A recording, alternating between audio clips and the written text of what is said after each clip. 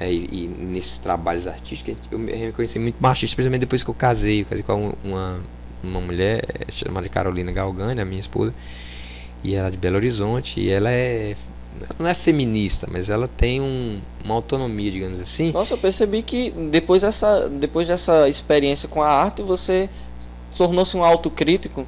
Não, é porque assim, o bacana de você fazer alguma arte também é que ela te modifica. A gente, para fazer um trabalho dele, às vezes aprende mais do que ir para uma escola. Né? Te obriga a pesquisa, a vivenciar, a vasculhar. É muito por isso que o artista é tido meio como louco ou como devaneado, mas é porque ele deixa por água abaixo muitos preconceitos, porque ele é obrigado a vivenciar, né? É obrigado a tolerar, encarnar o personagem. E não só encarnar, mas ele precisa ser. Ele tem uma sensibilidade que o permite ser quem ele realmente é. Então, por exemplo, a gente que trabalha uma postura neutra. Como é que eu vou fazer um corpo de um personagem específico se eu não consigo fazer uma postura neutra, sem ser nada? Por exemplo, é como eu falar uma voz normal, mas eu depois começo a mudar. Mas como é que é a minha voz normal? Para depois eu começar a falar de várias formas. Entende? O personagem, ele exige que eu me reconheça. Como é que eu sou? Para eu não ser. Então o trabalho de busca, de autoaperfeiçoamento, ele acontece naturalmente ao se fazer dança, teatro, né? Porque você trabalha o corpo e o trabalho não acontece só de dentro para fora. O trabalho também é capaz de eu estava brincando muito com minha irmã que está fazendo dança do ventre. Eu falei, perfeito, por quê? Porque não é obrigado só você sentir para despertar no corpo. O corpo acontece e te desperta. Não é à toa que às vezes para você fazer uma meditação você tem que fazer uma postura ereta. O pessoal fala, se a gente é muito difícil você pegar uma pessoa que está assim e você achar que ela vai estar disposta. Não, se corrige. E você já, né, te dá senti uma indireta aí no ar, mas tá bom. Não, pode ser alguma. O corpo fala, né? E você moldar o corpo te atinge dentro. Você fazer uma dança do ventre, por exemplo, como a minha irmã está fazendo, que vai mexer com chakras, o básico, o esplênico e outros, mexer com a região do quadril, das pernas, que são regiões básicas, regiões que trabalham sexualidade, que trabalham libido, ou seja, te impõe um despertar e uma liberação de castrações que você teve. Ora, perceba que o homem, principalmente nordestino, é muito difícil ele rebolar. Até quando ele está dançando forró, é muito difícil ele soltar demais o quadril. Ele nunca revela quem ele é de verdade. Não. Então, o homem... Não, tem que ser cabra macho. Tem que ser cabra macho, exatamente.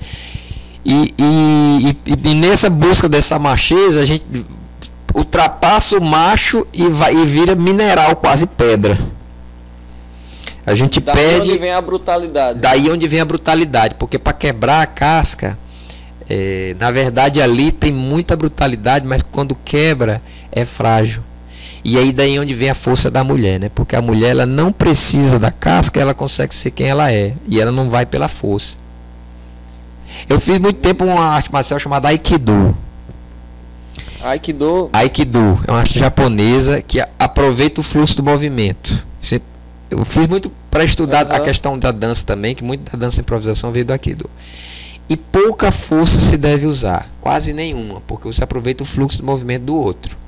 Que quem está na internet bota ali Aikido que vai ver. Quer dizer que pela movimento dele, só a técnica minha eu já consigo. Isso, técnicas, isso, exatamente. Mas o que acontece? As mulheres conseguem executar a técnica muito mais perfeitamente do que o homem. Por quê? Porque elas não têm a força para executar. Se elas não conseguirem fazer tecnicamente, elas não vão para frente. Então elas fazem tecnicamente, porque não tem a força. Mais jogo de cintura, mais rebolado. E a principal correção que o meu professor era menos força, tá força demais. Olha como você consegue fazer sem força. Uma luta. Isso. E, inclusive é interessante porque na dança isso também acontece. Né? Você aproveitar fluxo de movimento, você aproveitar o seu corpo. Por exemplo, posso exemplificar uma coisa aqui rapidamente? Pode. Ele pode ficar em pé aqui? Pode. Eu vou, rapidinho. Por exemplo. Vamos lá, fica à vontade. Uma pessoa pra você entender. Uma pessoa que é mais idosa, que não trabalha muito com o pulso, ela vai ficar em pé, ela já vai sentar curvada, ela não tem força muscular. Um exemplo. Ela, para ficar em pé, ela vai fazer 300 toques no chão. Ela vai fazer isso. Vai fazer isso, vai ajudar. Chega, minha avó. Chega, se levanta. Isso, e segurar. Segura. Uma pessoa que conhece o fluxo do movimento, ela sabe. Já foi. Ela sabe onde ou descer. E vai. Ou subir, sem ajuda, sem nada. Sem ajuda. Quer ver? Sente aí. Vamos testar. Senta aí. Ó. Vou sentar. Não sei se olha como ele sentou. Viu como ele sentou? Olha como ele sentou. Vou sentar. Olha aí. Excesso de força. Eu nem tinha percebido. Olha a força que eu faço. Já acabei, já sentei, nem fiz força. Agora fica em pé. Viu quanto músculo usou? Olha quanto músculo eu vou usar só. Já fui, ó. Você é tipo um ninja aí, rapidão, pra chegar pra não dar tempo de ninguém pensar. Chegar, levantou, já tô em pé. Mas eu quis exemplificar uma coisa simples de sentar e levantar. E é engraçado você falar do ninja, porque as artes marciais, o Oriente eu acho interessante, porque o Oriente é um dos poucos lugares onde se aceita ser mestre. Mas para você ser mestre no Oriente, você tem que continuar. Então um mestre em arte marcial no Oriente, ele vai continuar treinando até morrer. No Brasil, a gente é mestre em qualquer faculdade, a gente para de estudar. Para de estudar, e não desenvolve mais o trabalho, entendeu? Então, na arte marcial, você falou, parece um ninja. Realmente, eles fazem estudos corporais fantásticos. A arte marcial tem muita semelhança com a dança. Pelo estudo do corpo, do movimento. Porque para eles interessa, quanto mais rápido eles conseguirem fazer as coisas, melhor. Entende? Então, quanto mais praticidade. Mas a gente começou falando de Adorno e já eu gostei bastante que veio o assunto que eu posso dividir essa entrevista em 3. Né? Todo ano eu posso botar, entrevistei João Vicente, todo ano, mesmo que você não volte aqui. Então, cara, mas você saiu daqui de Natal, tinha 16 anos. 18 anos. Saiu com essa ideia da dança e tal. Fui dançar no Castro Alves, no balé da cidade do Castro Alves, lá em Salvador. Em Salvador, na Bahia. Isso, Salvador, na Bahia. Você foi dançar lá? Fui dançar lá. Foi direto pra lá? Alguém te indicou? Eu fui fazer um teste. Fui fazer um teste e passei. Passei na audição. Teve um teste e passou só eu e outro rapaz. Foi eu e outras pessoas de Natal, mas eu fui o único que passou. Nossa, cara. E aí continuei de lá, fui pulando de galho em galho até chegar em Palmas, né? E não bateu até hoje na tua cabeça que você saiu daqui de Natal para fazer um teste num grupo de dança no Castro Alves e voltou hoje para apresentar a sua peça com o seu próprio grupo de dança. Essa reviravolta aí da vida aí, me fala sobre isso. Mas assim, eu acho muito engraçado quem tenta prever demais a vida, porque não vai dar certo nadinha. Eu nunca quis ter grupo de dança, eu nunca quis nem dançar. Pessoas me chamaram para fazer aula de dança, eu fui indo e as coisas foram acontecendo, né? A gente, então, lógico que deve programar a vida, é impossível você não programar, mas o que eu falo de programar e não se vincular à programação.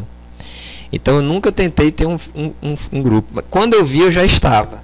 Quando eu vi a experiência que eu já tinha, era você foi fantástica porque eu estava fazendo. E isso eu montei um trabalho. Quando eu vi, estava sendo chamado para apresentar. Quando eu vi, estava tendo que ter CNPJ. Quando eu vi, já tinha ganho outro prêmio. Quando eu vi, já estava montando outro. Quando eu vi, a gente já estava aprovando Lei Rouanet. Quando eu vi, a gente já estava... Entende? Tem alguma técnica, algum segredo para isso tudo?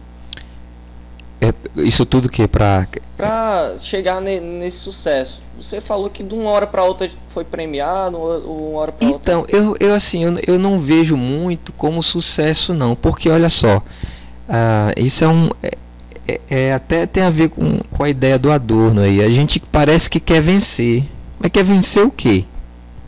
Se você tiver uma casa de taipa, vender tapioca e fazer poesia, isso para mim é uma vitória.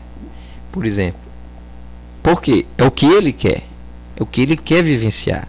Isso é perfeito. Não seria talvez perfeito se ele agora quisesse botar na cabeça dele que ele teria que ter uma mansão, um barco aqui em Natal e ser famoso e ganhar rios de dinheiro, se não é o que ele quer. Também não estou dizendo que não é, que isso é errado. Eu estou partindo do que você quer. Ele então, assim, sendo obrigado por alguém. Isso. Então assim, eu não enxergo isso como sucesso no sentido de que, eu cheguei num topo. Não, isso simplesmente são coisas que você vai descobrindo, vai fazendo, vai tentando executar aquilo com uma primazia. O que a vida apresenta, você aceita, certo? E você vai se desenvolvendo sem frustração. A frustração que eu falo é sem modelos específicos de programação. Se eu tivesse programado para dançar num país tal, eu tenho que viver para acontecer. Sua meta. Talvez eu não tivesse. Eu sempre, desde criança, queria ter uma profissão que viajasse pelo mundo. Mas nunca tracei qual seria. Eu queria ser como o Indiana Jones, arqueólogo. Queria descobrir as paradas. Demais, eu falei, não vai ser por aí. Mas perceba que a ideia não é você ir atrás de um vencer, de um topo. A ideia é você conseguir estar conforme a vida te apresenta.